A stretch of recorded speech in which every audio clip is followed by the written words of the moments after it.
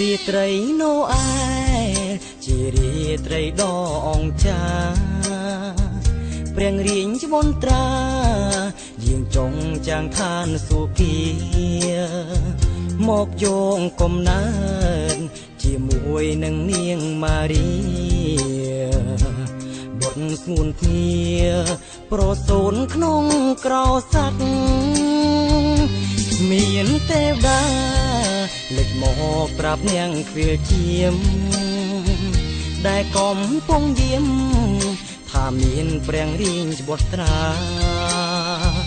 មកយងកំណើតនិស័យជាមនុស្សធម្មតាព្រះបុត្រានាមថាព្រះយេស៊ូគ្រីស្ទរាត្រីនេះរាត្រីបរិសុទ្ធខួបព្រះរៀងច្បុត្រយាងចងមកក្នុងលោកាដោយស្រឡាញ់កូនមនុស្សទើបដូរសង្ខា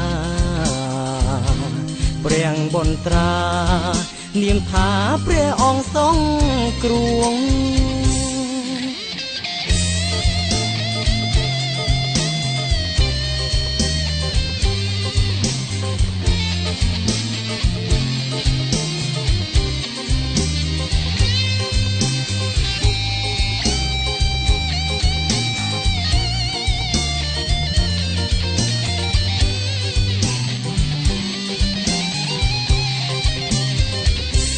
មានទេវតាលេចមកប្រាប់នាងខ្វៀលជាមដែលកំពុងយាមថាមានព្រះរៀងច្បុត្រាមកយងកំណើតនិស័យជាមនុស្សធម្មតាព្រះបុត្រានាមថាព្រះយេស៊ូ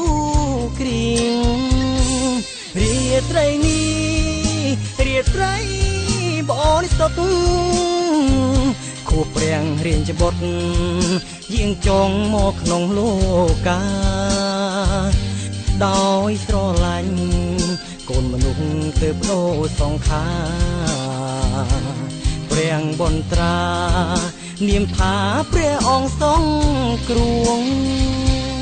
រាត្រីនេះរាត្រីបរិសុទ្ធ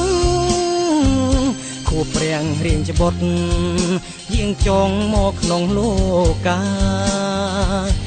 ដោយស្រឡាញ់កូនមនុស្សទើបដូរសង្ខារព្រះបុត្រានាមថាព្រះអង្គសង្គ្រោះព្រះបុត្រានាមថាព្រះអង្គសង្គ្រោះព្រះបុត្រានាមថាព្រះអង្គសង្គ្រោះ